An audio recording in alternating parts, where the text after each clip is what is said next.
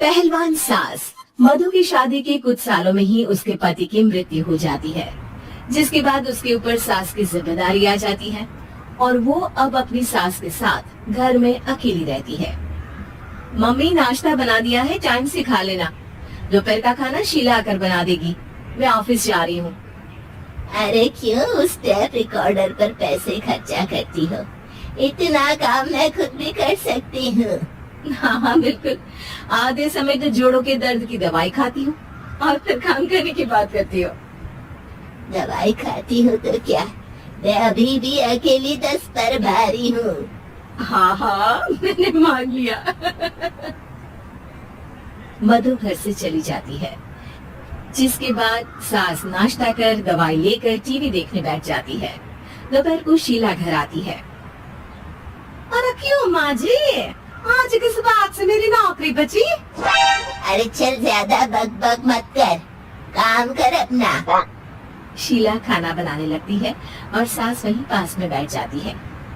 माँ जी, मैं तो हमेशा ही बोलती हूँ, दीदी की दूसरी शादी करा दो। कब तक आप दो औरतें घर में अकेली रहोगी? आजकल माहौल भी बहुत खराब है और फिर दीदी की उम्र भी तो निकली जा रही है ना। तेरा नाम टेप रिकॉर्डर सही रखा है मैंने। तेरी एक ही बात को रिपीट मोड पर चलाने से वो पूरी नहीं हो जाएगी, इसलिए मेरी बहू से ज्यादा खाना बनाने पर ध्यान दे, नहीं तो कहीं वो भी तुझसे मुंह ना फेर ले और नौकरी चली जाए। क्या माँ जी, आप भी हमेशा मेरी नौकरी के पीछे ही पड़े रहती हो। तो क्या तेरे पीछे पड़ूं? इसी तरह दोपहर से शाम हो जाती है और शीला अपना काम खत्म कर वापस चली जाती है। अब अकेली सास एक बार फिर टीवी देखने बैठ जाती है, जिसकी थोड़ी ही देर में मधु घर आ जाती है और सास बिना कोई देर किए शीला की बातें उसे बताने लगती है। मम्मी, आप भी ना किसी बच्चे से कम नहीं हो, जिसके पास हमेशा शीला को लेकर कोई ना कोई बात रहती ही है। अब बस भी करो ना, इतनी बुरी नहीं है बेचारी। अरे मैंने कब कहा बुरी है, बस उसकी बातें करके मुझे बड़ा मजा आता है। सास की बात पर हंसते हुए दोनों डिनर करने बैठती ही हैं कि लाइट चली जाती है। अंधेरे में मधु मोबाइल की फ्लैश लाइट जलाकर मोमबत्ती ढूंढने लगती है। तभी उसे हॉल में कुछ गिरने की आवाज आती है। मम्मी, आप अंधेरे में इधर उधर क्यों घूम रही हो? अरे तेरे पीछे ही तो खड़ी हूँ। हाँ?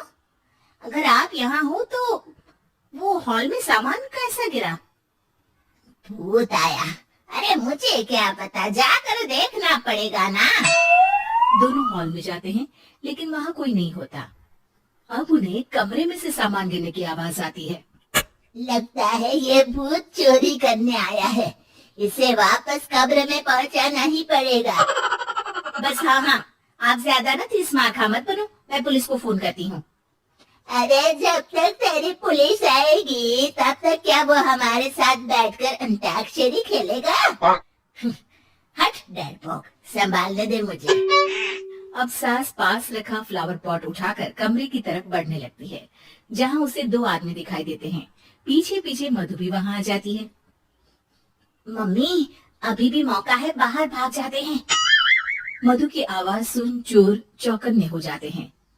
ओए तुम दोनों, जहाँ हो वहीं खड़ी रहना, नहीं तो दोनों को गोली मार दूंगा। अरे तुम दोनों अभी के अभी बाहर जाओ, नहीं तो मैं तुम्हें जिंदा नहीं छोड़ूंगी। ये बुढ़िया हमें धमकी दे रही है। अबे तुम दो अकेली अबला औरतें क्या कर लोगी? अरे जा भाई जा, दोनों को बांध दे। जैसे ही दूसरा आदमी सास को पकड़ने उसके पास आता है, तो वो उसके सर पर फ्लावर पॉट मार देती है। उसके सर से खून बहने लगता है, जिसे देख दूसरा आदमी गन निकालकर हवा में गोली चला देता है, जिससे बचते हुए दोनों सास बहू वहां से भाग जाती हैं। अब वो तीनों एक दूसरे के आगे पीछे पूरे घर में भागने लगते हैं। मम्मी, आपने तो सच में उसे मार दिया। तो मजाक में कौन मारता है?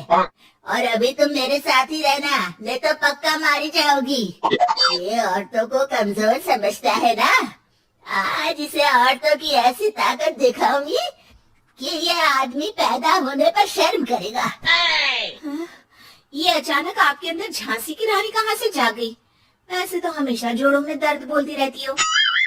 अभी तुम्हें जान बचानी है या जोड़ों के दर्द की कहानी सुननी है? मधु और उसकी सास कमरे में जाकर दरवाजा अंदर से बंद कर लेते हैं, जिस पर चोर बाहर खड़ा दरवाजा बजाते हुए उन्हें आवाज लगाने लगता है। क्यों डर गई? अरे वैसे तो बहुत धमकी दे रही थी। गेट खोल अब बुढ़िया। अबे पागल, धमकी देने और होशियार होने में फर्क होता है। पर ये दिमाग वाले काम तुझे तो समझ में नहीं आएंगे। रुक, वो भी तेरा दिमाग ही बाहर निकाल रहा हूँ। ये कहते हुए चोर गोली चलाने ही वाला होता है कि सास अचानक दरवाजा खोलकर उसके मुंह पर परफ्यूम डाल देती है, जिससे चोर गन फेंककर दर्द से चिल्लाने लगता है। मम्मी, अरे बहुत दर्द हो रहा है, कोई बचाओ, इसे हटाओ प्लीज। मैं किसी को कुछ नहीं करूँगा। क्यों रे, क्या थोड़ा सा दर्द होते ही मम्मी मम्मी करने लगा? अभी तो औरतों को कमजोर बोल रहा था। भूलियो मत, एक औरत ने ही तुझे इस दुनिया में जन्म दिया है, और वो भी तुझे ये दर्द हो रहा है ना, उससे लाख गुना ज्यादा दर्द सहकर। इसलिए औरतों को दोबारा कमजोर भूल कर भी मत बोलियो। वाह मम्मी, आपका ये रूप तो मुझे पता ही नहीं था। आपने तो कमाल ही कर दिया। कहा था ना, अकेली ही 10 पर भारी पड़ सकती हूँ। ये तो फिर भी 2 ही थे। इतनी देर में पुलिस भी वहाँ पहुँच जाती है। आ गए आप, कर लो इन्हें अरेस्ट और जेल में बैठकर अंताक्षरी खेलना।